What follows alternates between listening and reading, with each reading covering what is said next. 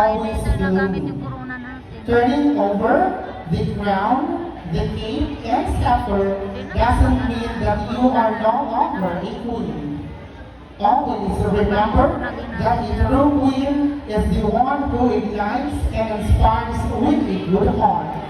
At this moment, let us be delighted by the pharaoh walk and turning over of crown, cape, and scepter of our reigning Miss Lamidaya 2012, Miss Maridon Pukaan Musa.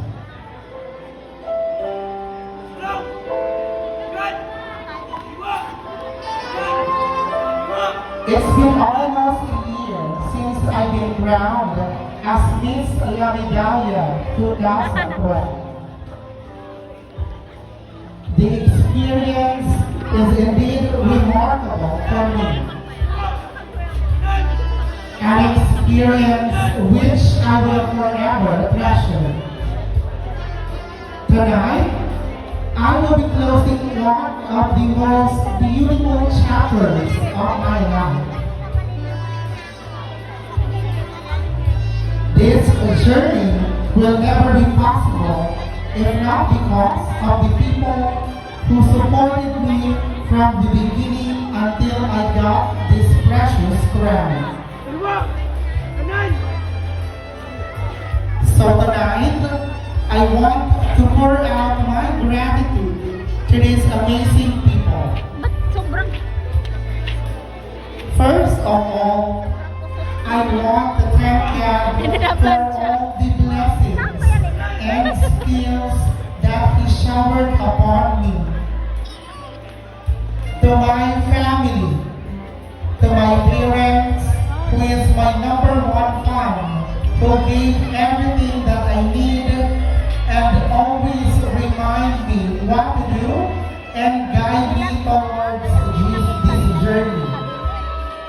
And to my siblings that are always there to cheer me up, thank you very much. To my friends and classmates who are very supportive and give me lots of motivation whenever I felt discouraged and want to back out. You guys are amazing. Thank you so much. And finally, to the Barangay Lamidaya Council, headed by Barangay Captain Amalia and Felicia, I would like to give my gratitude to them. You helped me grow and discover more about myself. Thank you for all the great experiences that we've shared together. This might be the end of my journey as Miss Lamidaya 2012, but I'm very grateful and honored to pass this crown to the new Miss Lamidaya 2024.